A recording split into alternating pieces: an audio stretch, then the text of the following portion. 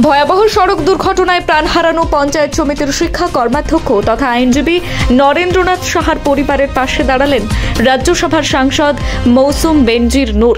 বুধবার তিনি মালদা জেলার হরিশ্চন্দ্রপুর থানার অন্তর্গত ভিঙ্গল গ্রাম পঞ্চায়েতের কনুয়া ভবানীপুরে গিয়ে মৃতের পরিবারের সঙ্গে সাক্ষাৎ করেন এবং সমবেদনা জানান। উল্লেখ্য, সোমবার গভীর রাতে দ্রুতগতির একটি স্করপিও নিয়ন্ত্রণ হারিয়ে পথচারীদের ধাক্কা মারে। ঘটনায় মৃত্যু হয় শিক্ষা কর্মাধ্যক্ষ নরেন্দ্রনাথ সাহার। এদিকে গুরুতর আহত হন আরও 4 জন: শেখর সাহা, শশাঙ্ক সাহা, পুলক কুমার এবং মনোজ দাস। বর্তমানে 2 জন চিকিৎসাধীন রয়েছেন বেসরকারি নার্সিংহোমে এবং 2 জন সরকারি হাসপাতালে চিকিৎসা পাচ্ছেন। সাংসদ মৌসুম নূর শুধু মৃতের পরিবারের সঙ্গেই নয়, আহতদের পরিবারের সঙ্গেও দেখা করেন। তিনি আশ্বাস দেন, আমরা সবসময় পরিবারের পাশে রয়েছি। এদিন তার সঙ্গে উপস্থিত ছিলেন জেলা পরিষদের কৃষি, সেচ এবং সমবায় কর্মাধ্যক্ষ রবিউল ইসলাম, হরিশ্চন্দ্রপুর 1 নম্বর ব্লক তৃণমূলের সভাপতি মোশাররফ হোসেন, সাধারণ সম্পাদক শেখ মঙ্গলউদ্দিন। এদিকে বিরোধী দলনেত্রীর প্রতিনিধি শেখ আলম সহ অন্যান্য নেতৃত্ব। সাংসদ বলেন, মৃতের স্ত্রীর সঙ্গে কথা বলে জানতে পেরেছি গাড়ি চালক ইচ্ছাকৃতভাবে ধাক্কা মেরেছে। ইতিমধ্যেই পুলিশ অভিযুক্তকে গ্রেফতার করেছে। যথাযথ তদন্ত হবে। প্রশাসন এবং দল পরিবারগুলির পাশে রয়েছে। Bureau report, news hunt TV. Narender দুদিন আগে যে ঘটনা ঘটলো এবং উনি মারা গেলেন, এটা শুনে আমরা সবাই কিন্তু খুব শোকাহত।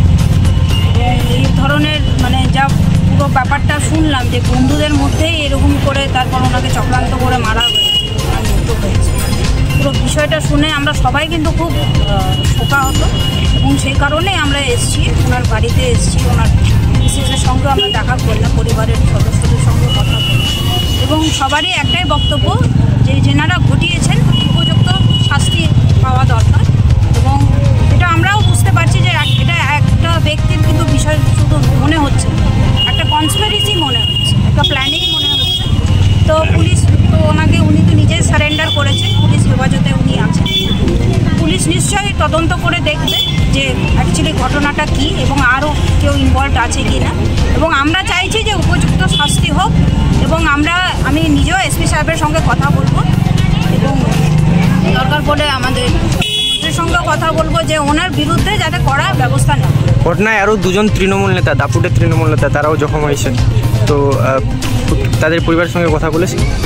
আমি তো কিছু 2 দিন আগে খবরটা পেলাম। আমাদের যারা লিডারশিপরা আছেন তৃণমূলে, ওনারা পুরো ব্যাপারটাই যোগাযোগে আছেন এবং আমাদের পক্ষ থেকেও যদি কোনো সহযোগিতা লাগে আমরা নিশ্চয়ই করবো। এবং আমরা চাইছি যে তারা ওনার তাড়াতাড়ি যাতে সুস্থ হয়ে ওঠে।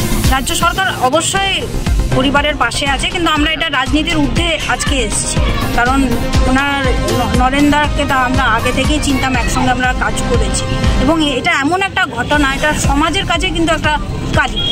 তো এটা আমরা চাই যে এরকম ঘটনা আর কখনো যাতে না হয়। সেটার জন্য যারা এই বিষয়ের সঙ্গে যুক্ত তাদের বিরুদ্ধে যাতে কড়া ব্যবস্থা নেওয়া হয়, আমরা সেটাই চাই।